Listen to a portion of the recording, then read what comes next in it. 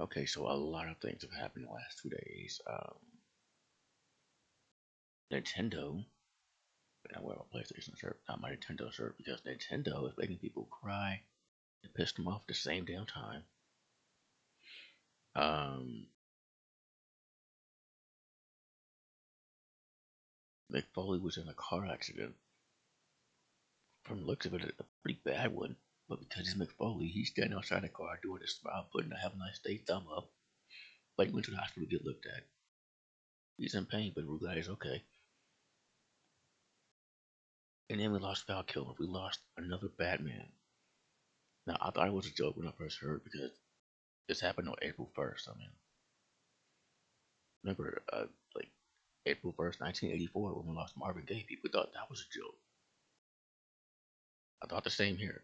Apparently not in both cases. Now, I know Val Kilmer has been dealing with health issues for a while now. We're at a point where he couldn't even speak anymore. They did something for his voice in Top Gun Maverick. Like, I've seen Top Gun. I'm not a fan of Top Gun. I'm not really a Tom Cruise fan. I have this thing with war movies where I don't like most of them. So, soundtrack's good though. I didn't bother with the second one, but I saw the Family Guy episode. That's basically both movies, so I basically get the gist. Um, I loved Heat. I loved Heat. Tombstone, I never seen, but I've heard so much about. I'm not super into westerns, but I hear it's good. Man, the Thaw. If you're a horror fan, it's like the thing, more like the X Files episode. It's like the thing with the bugs. It's a pretty good movie. But yeah, I mostly know him as Batman. So this is insane, man. But let's read this.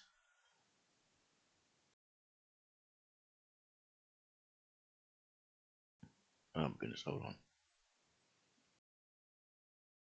That'll work. Okay. Yeah, with his picture. That'll work.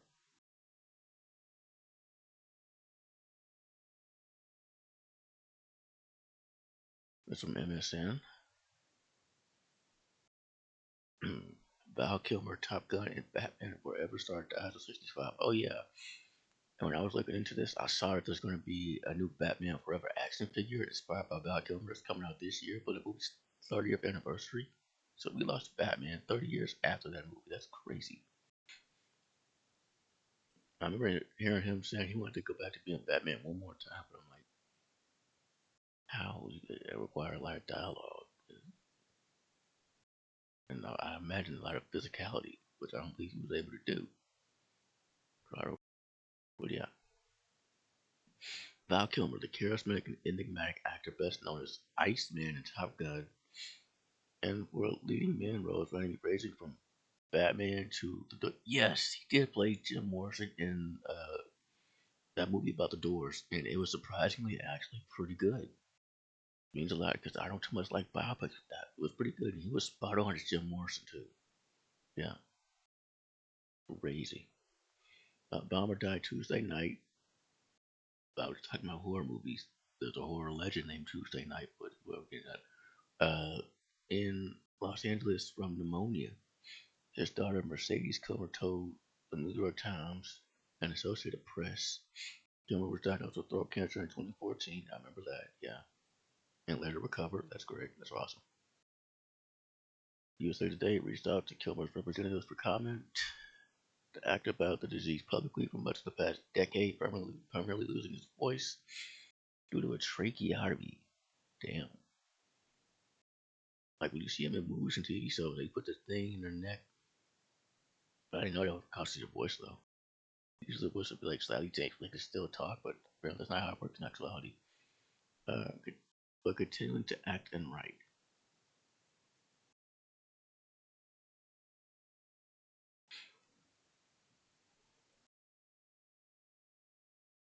Yeah, back to back camera picture in '08 has died.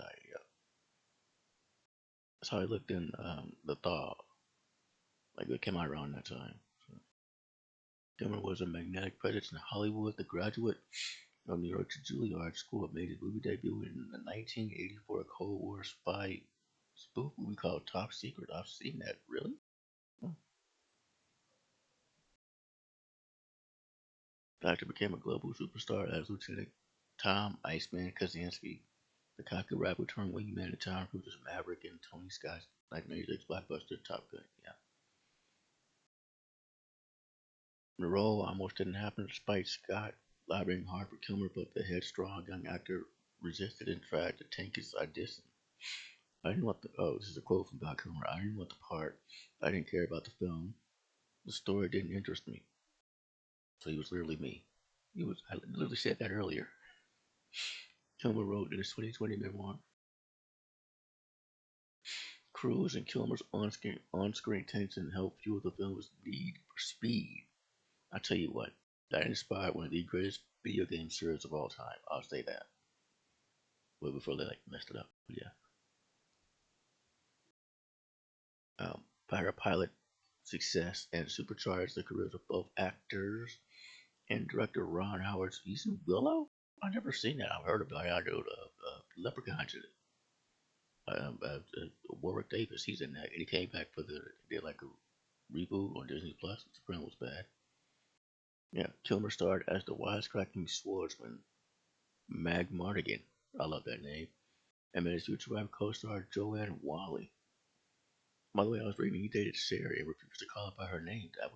Was interesting to read. Two had two children, daughter Mercedes, who born in '91, and son Jack, born in '95, before divorcing in '96. Kilmer portrayed rock star Jim Morris in the Oliver Stone's '91 drama The Doors, uh, where the perfectionist actor performed all of Morrison's vocals. That is awesome. Following Michael Keaton and before George Clooney, Kilmer donned the iconic cape and cowl to play Bruce Wayne slash Batman in '95's Batman Forever. Fun fact, if you watch Birds of Prey, the live action TV show, which I've talked about before on the channel, there's a scene in the first episode, Batman and Catwoman versus Harley Quinn and the Joker. One of the Easter eggs is that is the very same, that's Val Kilmer's outfit. 100%. That's his outfit. So yeah. Um, Batman Forever battling Two-Face, Tommy Lee Jones, and the Riddler, Jim Carrey. And apparently Tommy Lee Jones did not like Carrey, but they made it that happen. Which we saw him in Black. There was a character not in the sequel, and it's like that person didn't have the best reputation. But like Jim Carrey did this, and he notably not a fan of Jim Carrey. So I don't feel like him not liking somebody else will stop him in the sequel to Men in Black. I hear about that. In Kansas City. Uh, he played gunslinger Doc Holliday in '93's Tombstone, and Master Thief Chris Saharis Saharis in director Michael Mann's '95 bank heist drama Heat, which I just read literally yesterday. I heard yesterday there's gonna be a Heat too. So like, they're gonna pay tribute to Val Kilmer. Like, how's that gonna work? Like how? Also, why? Alongside Al Pacino and Robert De Niro.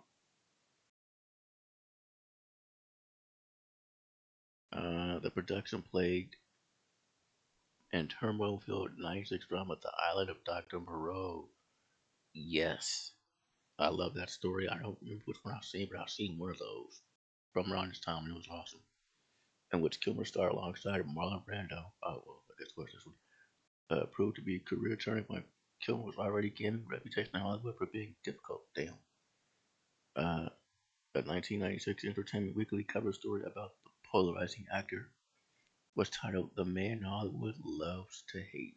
I do remember that. Yeah, like I remember people talking shit about him. Yeah, even as Batman, or yeah, like he didn't care or whatever. Yeah. After the critical and a commercial disaster of Dr. Moreau, yeah, it was this one that I saw. Kilmer's brilliant career lost its leading man luster. Shit. He went on to stand out in independent films like 2002's The Salton Sea, never heard of it, and as the doomed 70s porn star John Holmes in 2003's Wonderland. I've never heard of that. Obviously, I know who John Holmes is and why he was and still is very talked about. I do know that. Nobody talks about that teenage girl that he helped into the business who was underage at first. We won't get into that. But yeah, Kilmer earned plaudits for his role as no-nonsense private detective Gary Perry in 2005's Kiss Kiss Bang Bang with Robert De Niro, not Robert, with Robert Downey Jr. Correct. I loved that movie. I absolutely love that movie. I own it in my collection, though. I forgot about that. But his main professional past reported on deeply exploring the persona of Mark Twain, which one? There's like four of them. Writing, directing, producing, and starring. And one of them states like Citizen Twain. I love that. Adapted into a 2017 film. Decades after the original, Kilmer's return in 2022 as Top Gun Maverick as Admiral Kaczynski in a brief but emotional scene which Family Guy actually credit works to. He didn't hit that because his Family Guy didn't get too deep into it, but I got again the gist of what that scene was about. Opposite Tom Cruise became the sequel's most poignant moment. Kilmer, indifferent to earning his Top Gun role after his original audition, pleaded to Cruise, producers, and director Joseph Kosinski for the Maverick part more than 3 decades later. I remember that, yeah. I remember that and I respect it. I don't gotta be a fan of it to respect it, okay? As the Temptations sang in the heyday of Motown Soul, Ain't Too Proud to Beg. I remember TLC sung that in the 90s, but okay. Like As Temptations, that's one of the artists that I covered when I was musical. I should know that. The producers went for it and Cruz went for it. Kilmer wrote in his memoir. Somebody wrote an essay here. Usually it's like a paragraph or something. Drop mild. The two actors gave a final hug on screen that was straight from the heart. Kilmer told USA Today in June 2022, I love Tom. We've always got along great. The scene also showed the two former aces jokingly arguing over who's a better pilot. Since Iceman won the Top Gun trophy in the original film. One can always use a laugh. Kilmer told USA Today there can only be one Top Gun. Yeah, yeah. Amir Huckleberry, which was named for his level Twain. Oh, that Mark Twain. Okay. And a line in Tombstone. Kilmer wrote about a vivid experience with an angel during a trip to New Mexico. Interesting. New Mexico stuff happens there. Stuff, yeah, okay. Aliens and angels. Okay. Kilmer wrote that the angel reached into his body and extracted his heart to replace it with a bigger one. What? That's a medical condition.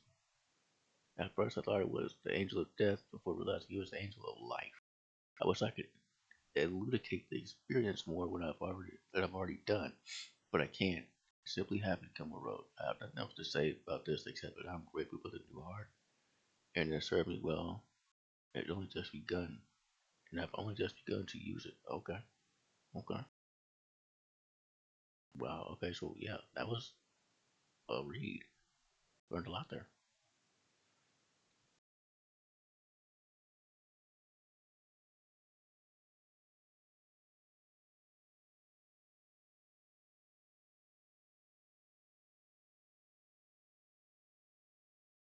Damn it.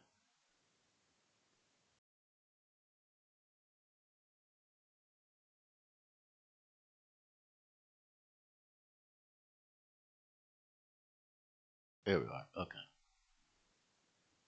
Yeah, that was a good read there. Rest in peace to a legend. Rest in peace to another Batman. Rest in peace, Val Kilmer. I wonder if they're gonna activate the bat signal like they did for Adam West. That'd be real cool. I wish they would have done it for Kevin Conroy, but that we got that panel in the comics, which I read many times. It's very sad. So let's do something for Val Kilmer, yeah. Rest in peace. Thank you for watching. Oh, and thank you, Val Kilmer, for that movie because I still have the tape that I rented from like Hollywood Video or Blockbuster and never returned. I still have it, so I might actually put it in tonight. So thank you for watching.